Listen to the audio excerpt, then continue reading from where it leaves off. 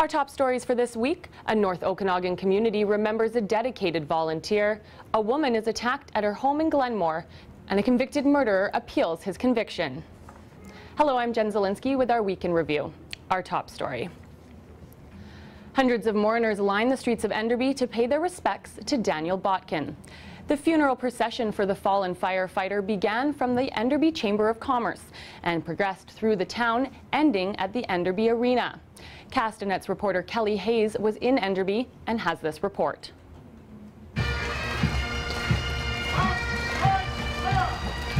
More than a week after the death of Enderby firefighter Dan Botkin, the community is still trying to cope. Pretty sad, but it's really something to see everybody come together. They came together by the hundreds Thursday, firefighters and first responders, some of them as far away as Calgary. Well, yeah, it's the least we can do to support a fallen brother. A fallen brother who died after an explosion claimed his life December 29th. The cause is still under investigation. The Enderby Arena was filled to capacity, many showing their respects outside. Inside, friends and family remembered Botkin as a leader and role model. He did not die a hero. He was born a hero. And he was truly an amazing person. Botkin is the 135th BC firefighter to die in the line of duty. A scholarship is being set up in his memory. In Enderby, Kelly Hayes, Castanet Media. So many people attended Thursday's funeral that the arena could not hold everyone. Many gathered outside to pay their respects. Not far from Enderby, the community of Sicamous was overcoming the death of a father and his two sons when they were hit with a devastating scam. A mobile home fire took the lives of 28-year-old Daniel Volans and his sons 3-year-old Leland and 4-year-old Devlin on New Year's Day. Only a few days later, a scam artist started calling Sicamous residents, asking for money for Kara Wagner, the mother of the two boys and partner of Volans. RCMP are warning that legitimate charitable societies, big or small, do not operate by automated phone soliciting. A 27-year-old Kelowna woman is recovering after a man with mental health issues broke into her home wielding a knife. He came to my door and knocked on it, and I opened it, and I recognized his face, that he is the guy from next door, and I just had a feeling, and I told him. He asked me, what do I do for fun? And what do I do in my spare time? And I told him, like, I have a friend over, I can't talk right now. And I went to go close it and he pushed it back at me. The woman and her child managed to escape, fleeing to a neighbor's home where they called 911. Police found the man locked inside the bathroom of the woman's home. He was arrested and taken into custody. A psychiatric evaluation has been requested. Neil Snelson may be getting another day in court. Defense lawyer Wade Jensen has filed an appeal asking that Snelson's manslaughter conviction be overturned.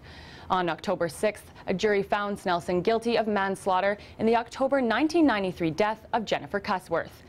He was sentenced to 15 years in prison, but with time served, he'll be out in 11. Officials are investigating the area of Swamp Road near Casorso after a resident made a gruesome discovery. 2 geese and 4 coyotes were found dead lying in the ditch, apparently shot to death. According to the RCMP, the animals were most likely killed elsewhere and then dumped in the ditch. It would appear the deaths happened fairly recently based on the level of decomposition. Well, 3 Kelowna residents are lucky to be alive after a rock fell from a cliff near Highway 97 in Oyama and smashed onto the hood of their car. 2 of the 3 were taken to hospital with non-life-threatening injuries. The incident occurred below an area of road construction and is being investigated by WorkSafe BC and the RCMP. Several explosions shook a West Kelowna neighborhood Monday night after a fifth-wheel trailer caught fire. The blaze was reported just after 9 p.m. on the 2600 block of Old Okanagan Road. Fire crews arrived shortly after, but they were not able to save the 35-foot unit. Witnesses say the owner was not home at the time of the fire. The fire is under investigation and no one was reported injured. Grant Scott joins me now from the Kelowna Memorial Arena with a look at sports. Hi, Grant. All right, thanks, Jen. We're at Kelowna Memorial Arena, where the Kelowna International Major Midget Hockey Tournament is underway. The 12 teams competing at both Kelowna Memorial and Rutland Arena are among the top midget teams in North America. And it's a good bet that some of the 16-year-olds skating here will go on to productive NHL careers. Joe Sakic, Brett Hull, Paul Correa, and Jerome McGinley are just a few of the many NHL stars who have played in previous editions of the tournament. This year, teams from Washington State, Ontario, the Prairies, and BC are competing for the tournament's 33rd title against 3 Okanagan teams, including the host Kelowna Junior Rockets, the Kelowna-based Pursuit of Excellence, and Penticton's Okanagan Hockey Academy. The Kelowna Rockets will be looking to maintain the momentum they gained from a 5-2 win over the Spokane Chiefs on Wednesday. Brett Bulmer's hat trick led the way for Kelowna. The Rockets kick off a stretch of 6 straight on the road with a pair of games in Victoria. Head coach Ryan Huska is flying to the provincial capital from the World Junior Hockey Championships, and he'll be behind the Kelowna bench for the weekend set. The club will also get a boost with the return of 16-year-old rookies Tyson Bailey, Jason Lees, and Madison Bowie. The trio spent the holidays playing in the World Under-17 tournament. Kelowna won't be home again until January 18th when they host the Everett Silvertips. And Kelowna's Kelsey Surwa will lead Canada's World Cup ski cross team onto the slopes this weekend in Austria. The reigning World Cup champion opened the season with back-to-back victories in Italy and is hoping to solidify her lead atop the current World Cup standings. Surwa only began competing in ski cross in 2008 and last season earned her place among the best in the world by winning both the X Games and World Championship titles, and entered this season ranked 3rd in the world. I'm Grant Scott, and that's a Castanet Sports Update. Thanks, Grant. We'll be sure to watch Kelsey this weekend.